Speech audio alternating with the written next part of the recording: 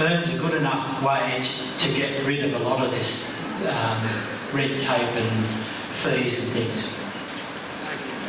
Being part of a party, I can't say that's our party position, but I registered the business just last year myself, and I was astounded at the extraordinary cost it takes to register a name. So I would absolutely pledge to you to fight for that if I was in government, and I do know that it could be done with the nationalisation of registration of business. So we can do it, and I pledge that I will try to do it. Yeah, look, I can't pledge that, but I can certainly look at it. There is a due process for business registration. I thought it was fair trading, but if it's gone to a national body and we have carriage of it, I can certainly look at it with the rest of our party. But there's many more things that will make a business successful rather than that upfront reduction of fee. Before you go, Ian, I don't think we'll go through every candidate for every question, or we won't get many questions out.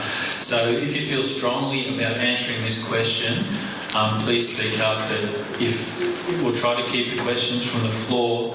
Any preamble, please keep it short, but please get to the question quickly. The quicker we get to the question, it means we can answer more questions. And if you don't, if it doesn't apply to you as a candidate as a strong issue for you, then please allow the people that really want to say. But for this one, we'll go through the panel. Okay? Cheers, Anne. Well, small business certainly is of importance to us, and we have a strong new policy on fighting supermarkets. But I think to answer your question directly, $120 I would have thought would be fairly reasonable for a government service of that type. Thank you. No intention to change it, but keep talking to me about these issues. As your local representative, we need to continue a dialogue. So keep talking to me about these issues, and I'll see what I can do on each issue. Thank you. First of all, it's a state matter, not a federal matter at the moment. But secondly, it is a requirement to register people, particularly in business, so that you can have some control over their trading and their consumer effects and things like this. So unfortunately, whilst we'd like to see it removed, I think it's a bit in fantasy land. I don't think it will happen, quite frankly. Look, I would have to agree with most of the panel here. It's something that we'd have to put forward and have a look at, but I'd be interested to have a talk with you after it and put it forward to One Nation and see what we can come up with. I think everyone on the panel here probably agrees the same way. We'll look at it, but we'll have to get back to you on it. Yeah, I concur with most of the others. It's a fee that, while it's a bit onerous, it's another overhead. Before you get food on the table, you've got to have pay for services. User pays, and it is a service. Accountability in business needs details, data, and that. Thank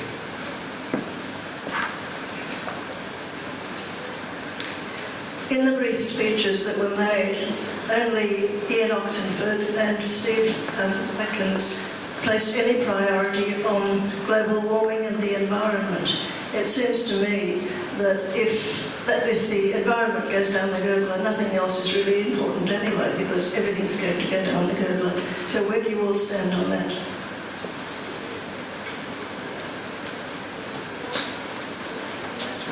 Start down there.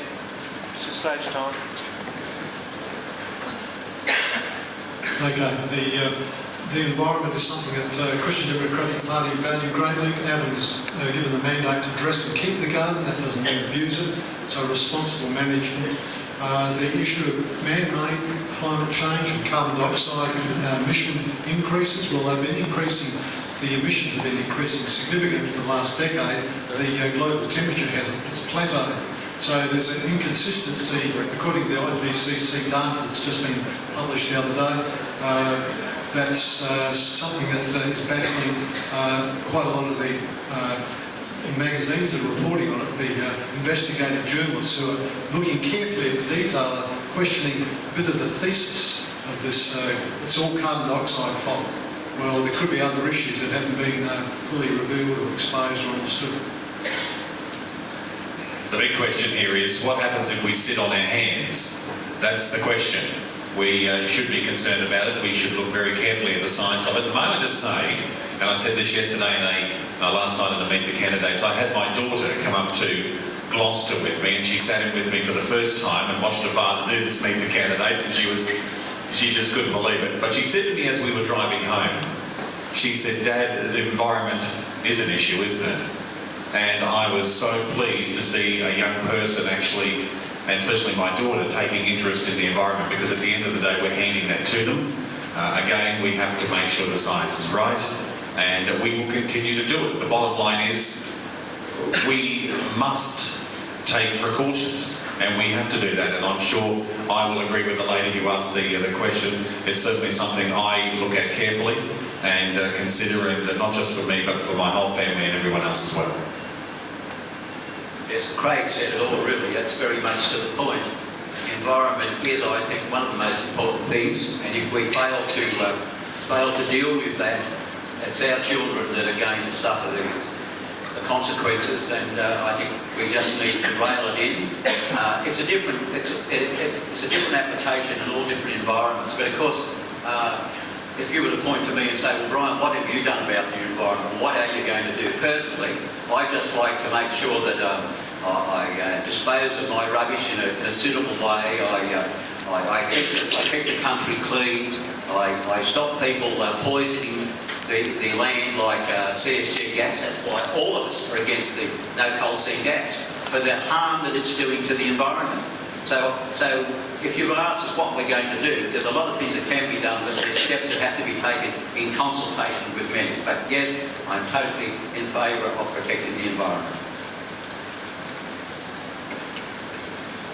I spoke about values in my opening remark because I think they're the fundamental things, and it's the application of those values to everything around us that is what builds good policy and builds good governance. This Labor government and I believe that things should be evidence-based, and for evidence on scientific matters we look to the CSIRO, we look to the Australia's Chief Scientist, we look to the Academies of Science in Australia and right around the world.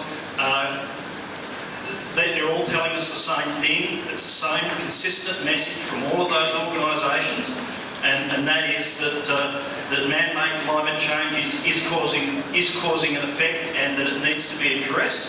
We then also look to other experts like economists who tell us the most effective way of bringing about change in the way that we behave. And they advise us that an emissions trading scheme is the most effective way to bring about real change in our emissions. And we believe in looking to experts, we believe in evidence-based policy, and so they're the policies we've implemented. Thank you. The Greens have the strongest action on climate change of all the established parties. We propose a 40% reduction on greenhouse gas emissions by 2020, where the others are talking 5 to 25. We're proposing 90% renewable energy by 2030. We firmly believe that the trading scheme emissions trading scheme is the most effective way to do it, and that for the coalition to dismantle that scheme beggars belief, to be quite honest. I had to imagine what the large electricity generators are thinking these days when I think it's an example of a two-party system gone crazy, just to oppose the other party's policy just for the sake of it. It's not good for the country. Thank you. Yeah, look, I'm concerned about the environment too. We in the Nationals have a policy with the coalition of reducing CO2 production by 5% of 1990 levels, and we're fully committed to the renewable energy target, which I think has and will continue to drive investment in renewable technologies, and that's made a huge difference already. We believe in carbon abatement. We have a carbon abatement fund which will source the most efficient way to source abatement, whether it's cleaning up the old power stations or reforestation or soil carbon capture, algal biosynthesis. And then there's energy efficiency, which is the other side of the coin. Building efficient buildings that don't require heating and cooling all the time, efficient building materials that are low energy intensive to create or make. So smart building design will do a lot to help that. Also, things like road transport, getting things onto rail rather than onto buses and cars, all those things help as well. Yes, so at Parliament, we're very committed to reducing CO2 levels. For the first 6 months in government, have a full review of what gets the best green bang for your buck, and then build those projects, whether it be solar panels or solar thermal or water turbines, whatever the best method will be to get green energy is what we'll build. And the key part of that is we have Clive Palmer, a man who has built big things for extraordinary wealth generating. He went from nothing to being a billionaire by building big things, and he will be able to build them on time and under budget. That will be an extraordinary thing for our government to have. As for the carbon tax, we are going to get rid of the carbon tax and refund every single dollar. The fact is the carbon tax is a regressive tax as opposed to a tax like income tax being a progressive tax. Income tax is charged more for who can afford it and less for those who don't have very much. Whereas carbon tax hits everyone the same, whether you're a minimum wage worker, a pensioner or a bank CEO. I won't stand for a tax that hits our poorest the hardest. We have to get rid of the carbon tax and look at other ways of getting a green Australia. Yes, at the Citizens Electoral Council, we believe science and technology has to be a driver. We have to be custodians of this planet, but we also believe carbon trading schemes and emission trading schemes are a tax grab for the speculative banks to play with, a cash grab. The Murray-Darling Basin was a dust bowl before it was developed, and now they're trying to shut it down. At the Citizens Electoral Council, we see global warming and basically as a fraud. Interesting range of views. I believe in global warming. I met with a group today and a gentleman was a non-believer, and I described it to him as this: if you have a risk on your business and it's a perceived or real, you're not sure, that you would take some action to deal with that. The rest of the world has actually moved on from this discussion. They've actually agreed that they need to take action. And there have been conservative governments and in developed economies. So we should actually accept it. And there's been a point there made, the point, the government of the day, or the previous government and the government before that, we actually agreed that we were going to take action on climate change. So there was bipartisan agreement. So we haven't actually moved further down the track from that in this current debate.